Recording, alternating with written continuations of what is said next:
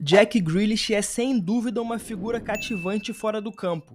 Ele é carismático, divertido e por onde passa conquista as pessoas com a sua personalidade amigável. Isso é ótimo, mas infelizmente esse vídeo não é sobre o seu caráter. Hoje nós vamos falar sobre futebol, mais especificamente sobre como em 2024 o Grealish se tornou um dos maiores fracassos do futebol europeu. Parece pesado dizer isso, mas os números não mentem. Em um ano inteiro, somando quase 50 partidas disputadas, Grealish não marcou um único gol. O último foi em 16 de dezembro de 2023, em um empate contra o Crystal Palace. Desde então, Grealish teve um 2024 desastroso dentro das quatro linhas. Mas afinal, o que deu errado? Como o jogador mais caro da história do futebol inglês chegou a esse ponto? É o que a gente vai ver hoje. Seja bem-vindo ao Analisando o Jogo, seu espaço de análises e histórias sobre o esporte. Vambora! Bom, antes de mais nada, vamos contextualizar aqui, tá? Grealish é frequentemente comparado a outros jogadores que não corresponderam às expectativas. Alguns aqui provavelmente se lembram da discussão entre Mudryk e Antony como os piores investimentos da Premier League, né? Bom, agora Grealish também entrou nessa conversa.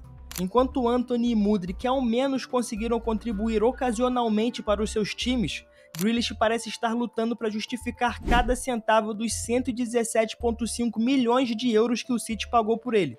Mas vamos entender como ele chegou a esse ponto, tá? Como eu já disse, a temporada passada gerou um debate intenso sobre os piores investimentos da liga inglesa. De um lado, Mudryk com seus 84 milhões de euros e do outro, Antony que chegou por 95 milhões ao Manchester United. Ambos os jogadores não conseguiram corresponder totalmente ao alto valor pago, gerando uma grande cobrança por parte da imprensa e dos torcedores. Mudryk com 9 contribuições diretas para gols em 41 jogos e Antony com 5 em 35 estiveram muito aquém das expectativas. No entanto, agora em 2024 é Grealish quem ocupa o centro dessa conversa. O valor de 117,5 milhões de euros pago pelo Manchester City parece à primeira vista ainda mais absurdo quando comparamos o desempenho de Grealish com os dois citados.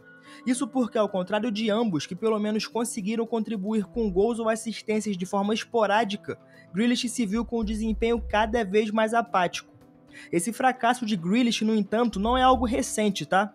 Na verdade, é o resultado de uma queda progressiva ao longo dos anos que se intensificou em 2024.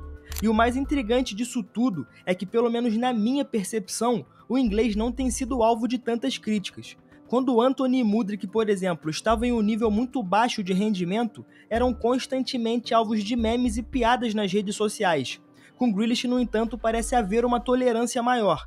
Muitos justificam seu desempenho abaixo da média com o fato do City estar em uma fase ruim. E é verdade. A imprensa, os fãs e até mesmo os próprios especialistas preferem colocar a culpa na má forma coletiva do time, sem dar uma atenção mais rigorosa ao desempenho individual do jogador. Ainda assim, é curioso observar como Grealish parece passar imune a essas críticas, né? No entanto, a grande pergunta que fica é: o que de fato aconteceu com ele? Como um jogador tão talentoso e promissor foi de ser um dos melhores da Premier League a se tornar uma sombra do que já foi um dia?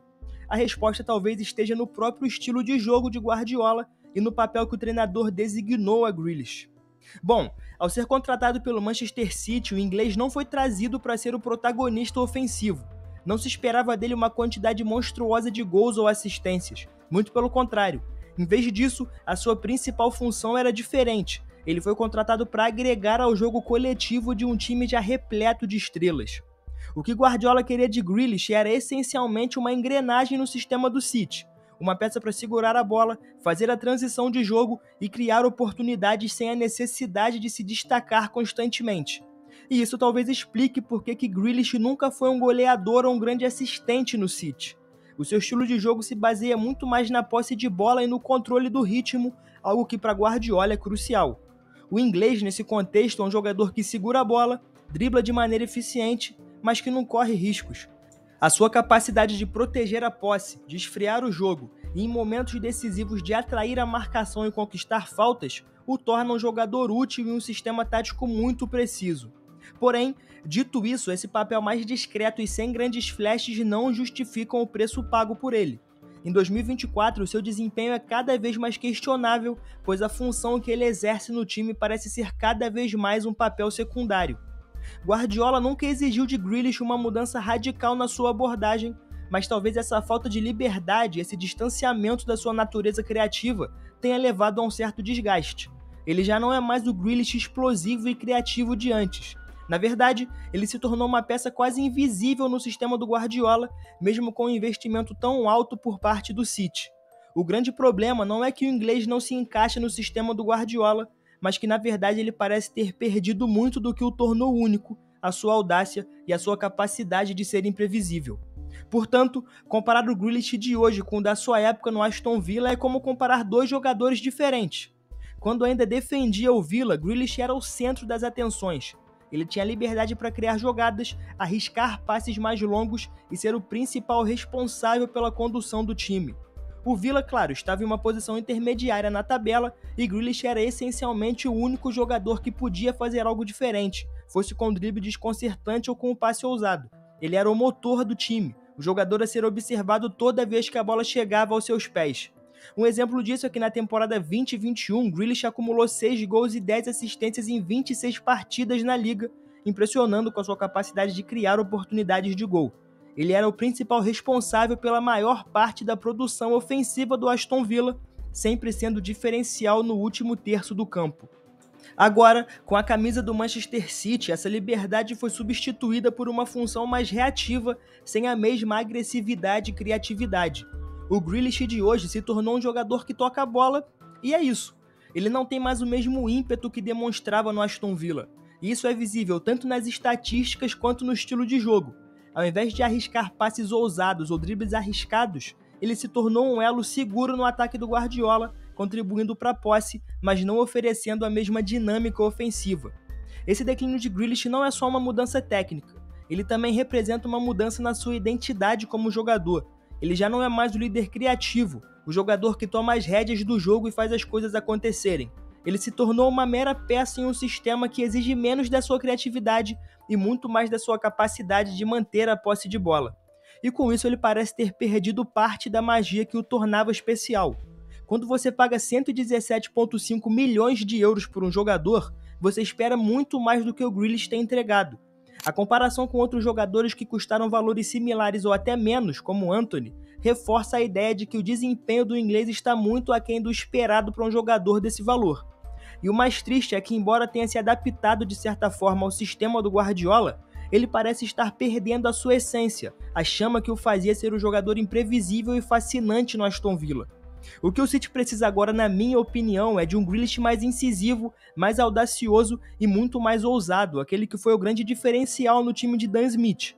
O problema é que à medida que a temporada avança, parece que a individualidade de Grealish foi sacrificada em nome do coletivo e a sua produção caiu muito em consequência disso.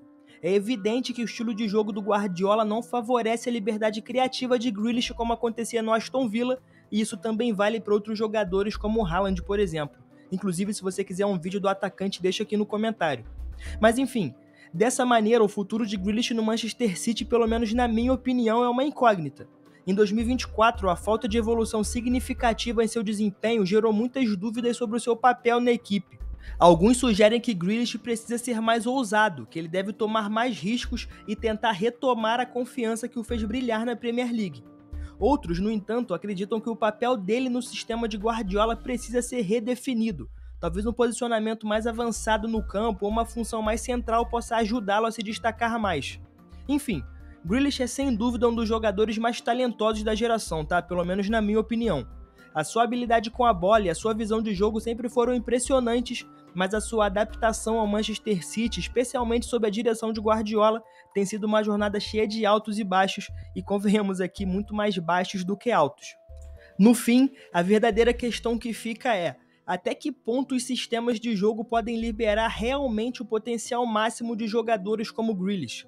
O sistema do City é vitorioso, claro, esse não é o ponto aqui, mas talvez precise de uma adaptação para liberar o brilho individual de seus jogadores mais criativos. Inclusive, a gente está vendo como a falta de jogadores em seus melhores momentos está custando caro.